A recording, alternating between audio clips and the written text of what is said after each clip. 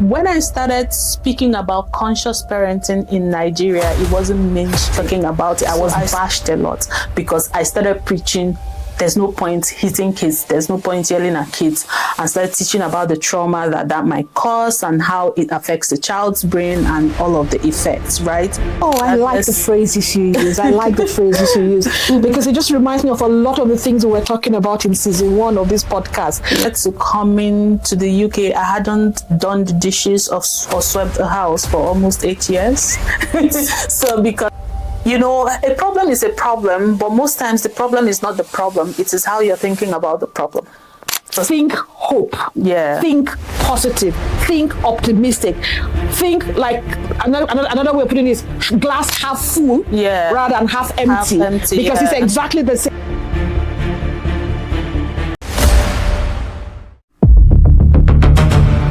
Hello, everyone. Welcome to your favorite podcast, Diaspora and Mom, the podcast where we talk about all things parenting in a different country other than the one you were born in. Parenting is hard, but when you have to do it in another culture, that's a journey. But here at Diaspora and Mom podcast, we ensure you don't have to walk it alone. Today, we have another exciting episode for you. I've got a guest who's experienced and who can provide a lot of insight to some of the challenges we face parenting across cultures, both from a personal perspective, but also as a professional. So, I'd like you all to welcome with me Dr. Vivian Okoye. Hello, how are you, Vivian? Thank you. Thank you so much for having me. Such an honor to be here. Thank you so much. It's a privilege to have you here. Yeah. So I think let's start from the beginning. Tell us just a little bit about yourself. Who is Dr. Vivian Okoye? All right, my name is Dr. Vivian Okoye and I am Nigerian. Now living in the UK. So like you said, I'm speaking both from a personal experience and from a professional experience.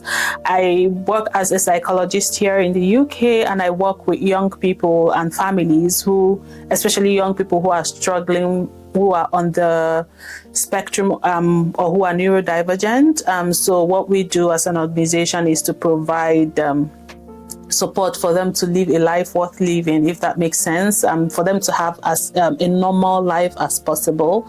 I'm a parent as well, a mom of 2 young children, and I do a lot of things. I host Parent Summit Africa, which is an online and in-person conference for parents to equip parents on how to raise their children in a way that is trauma-free, which is the framework that we practice. We practice conscious parenting, and we've built a community of over 20,000 parents, and it's been ongoing for 9 years now.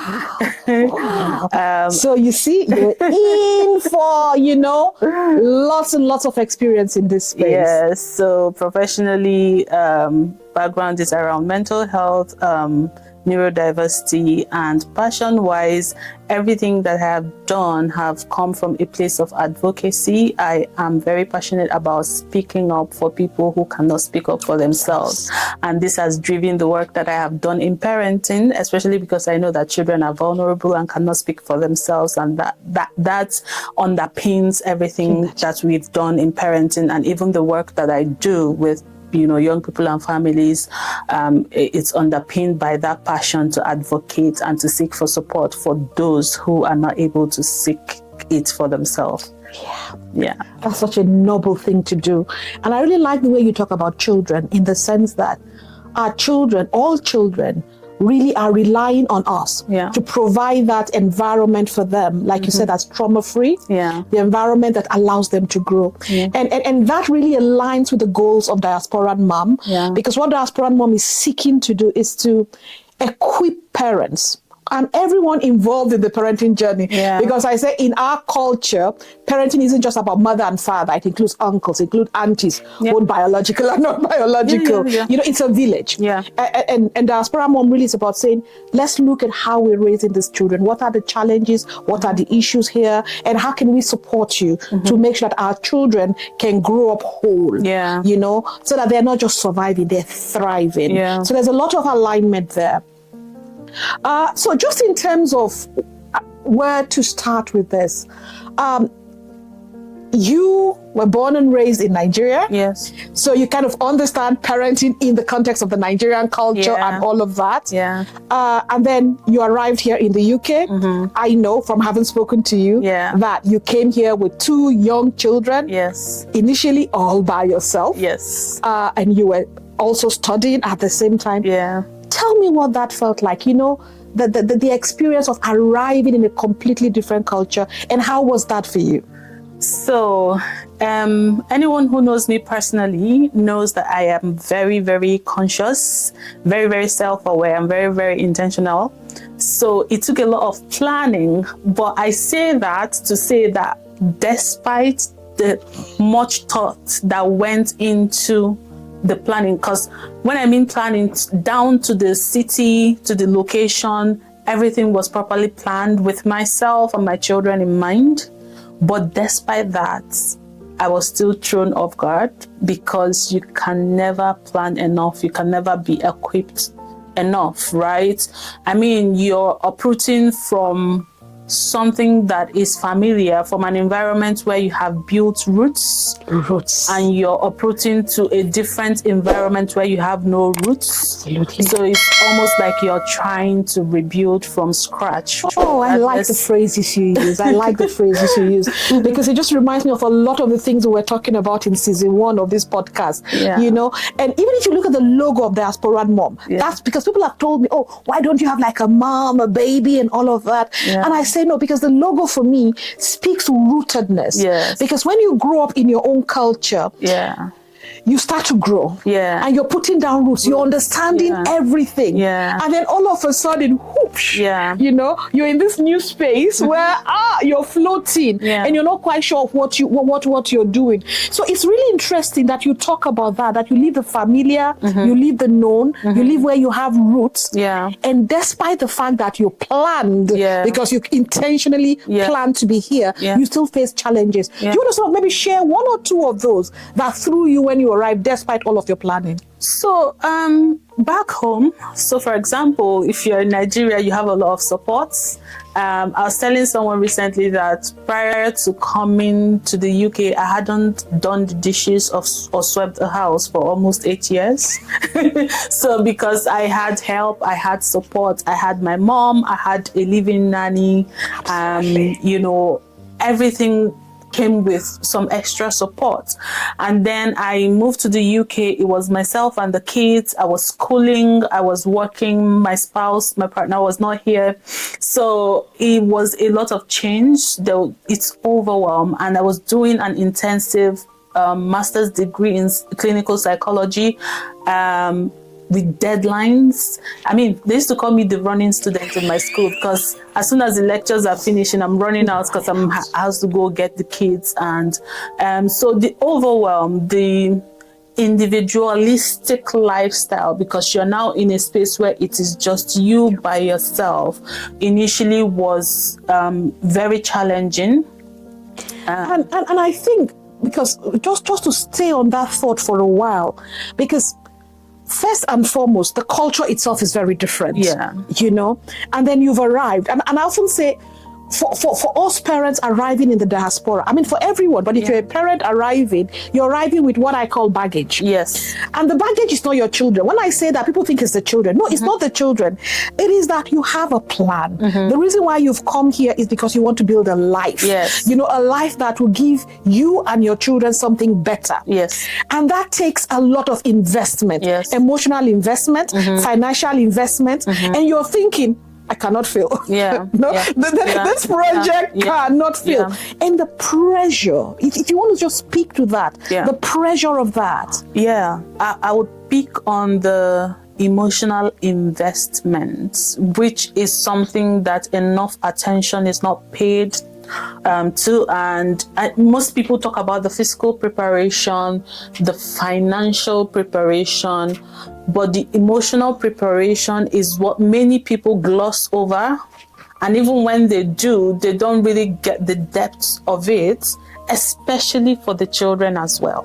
Especially if you're coming with young people who are well aware. The little ones can easily fit in because they're not really fully aware of the change that's happening. Yeah, of the change that's happened. They feel it internally and psychologically in a way that we may not see, or in a way that they may not express. So you're saying, as a psychologist, that even when we, like somebody like me, thinking, oh, this one is a baby, they don't really understand. Yeah. You're saying even they understand. Yes, because they pick up on the energy. They pick up on your energy. They pick up on your stress level. So if you have transition, it comes with additional stress, and your child will pick up on that. Your child will pick up on the fact that you're not as present as you used to be when you had more support. Your child will pick up on the fact that you're snapping more than you are because now you're anxious and you're overwhelmed, right? So all of that happens. They pick up on that, but they may not be able to express it, right? But the ones who are more aware are also picking up on that, but they're also dealing with more external pressures because they have their own pressures as well, not just yours. Not just yours, because they're now in an environment where they are different. So they have been in an environment where everybody looks the same. They didn't have to measure up to anything. They're now in a new environment where the color of their skin is different, their accent is different, they're struggling to understand what other kids are, trying to say. They're struggling to fit in and look like what the majority of the kids in their class look like. So they have that. Most of them are being bullied and being called names. They have that. And you are, as a parent, is also struggling to fit in, and you may not be in a position to be that cushion for them, especially in the early years. So they pick up on your stress. They don't want to add to your stress, because no matter what you think, our children do not want to be stressed to us. That is one of the things that continuously I kind of have come to find out, I mean, personally, but also as I've done this podcast, that we think we're protecting our children, but a lot of the time they understand that we are navigating a completely different space, and so they are trying to protect us as well, and so we may not even know how much is happening in their lives. So what they do is they probably would withdraw because they see you stressed out, and they're like, oh, there's no need to tell mommy this because I can see mommy has had a long shift, for example. Mommy has come back home tired. Let me deal with it by myself. And then you start to see that isolation. And if you're not careful to pick it up early enough, then it can spiral into a lot of things, mental health challenges and stuff. We're going to explore some of that. And I mean, for anybody in this space, I really want you to listen. We mentioned some of this when we're talking in our episode on Jakpa, and how that pressure, how all that feels. But today, it's not just me talking about it. We're talking about somebody who has not only experienced it, but somebody who is also a professional. So Vivian is not just talking from the point of view of this happened to me. She's talking from the point of view of somebody who is a psychologist and understands what is happening to us. So please, I just want to sort of ensure that we get it and that we kind of take some things away from today's episode. So with all of what's happening, can you just maybe explain to our parents how that is impacting on them, how that is expressed in their day-to-day? Because sometimes people may not understand why they are behaving in certain ways, maybe not ways they behaved when they were back home. Can you just say what's happening to them and how that is being expressed? Okay, so I will respond to this question, but I will share a bit of a story, especially as someone. When I started speaking about conscious parenting in Nigeria, it wasn't mainstream. So I became a mom in 2014, right? And 2 years into becoming a mom, when my daughter became a toddler, I became overwhelmed and I found myself shouting at her. And one day I had like an encounter, for the lack of a better word, because I just yelled at her. And then I looked, this was a baby enjoying herself. And it didn't make sense to me, because I then thought, like, I'm becoming the kind of parent that I said I wouldn't become. And that led me into the rabbit hole of, research, investigation, and I came across conscious parenting. I geeked out on it, and then I started talking about it. I was bashed a lot because I started preaching there's no point hitting kids, there's no point yelling at kids, and started teaching about the trauma that might cause and how it affects the child's brain and all of the effects, right? So this is who I was. I was they used to call me, or they call me the calm parent or the queen of calm parenting. That's what many people call me. Moving to the UK and the change and the overwhelm, I found myself becoming the opposite. Wow. Right? Wow. So I'm just trying to give you an example of this is for someone who has done a lot of work on yourself, on myself, to has become. gone through a healing journey, has geeked out on this, and now teaching it to people to say, actually, you can actually parent without yelling or without hitting your kids. And I had done it successfully, helped a lot of parents do it successfully for a good number of years, but relapsed after I moved to a different country. Do you hear that? Right? That is the effect of migration. It has a huge impact on you, because you cannot, like what you said, there's a lot that goes into the process, and you're dealing with the fact that I cannot fail. So there's an anxiety and a burden that comes from that. There is the anxiety and burden that comes from adjusting. There's an anxiety and burden that comes from building a root, building a community, building a life, finding your feet in this new system that you have found yourself in. I didn't want to, but again, I just want our community to hear this, because I keep saying that part of what we need to know is that we understand what is happening to us. And yes, for a lot of us, we think, yes, I've arrived, I've paid my fees, or I've rented my house, or whatever. But there's so much more happening beneath. And understanding what is happening beneath is part of the solution to becoming the kind of parents that we want to be. And I think that's what Dr. Vivian is going to sort of tell us about. Yeah, and for some people, it shows up depending on your personality, your environment, your level of awareness. It would show up in different ways, right? It could show up in, if you're aware, or if you must have, in one way or the other, you must have come across the concept of fight, how your nervous system responds to stress, and that's fight, flight, or freeze, right? So fight, flight, or freeze, right? So fight is that expression. You want to fight, you want to attack, right? And it's not just physical fights. It can be expressed as yelling, as being aggressive.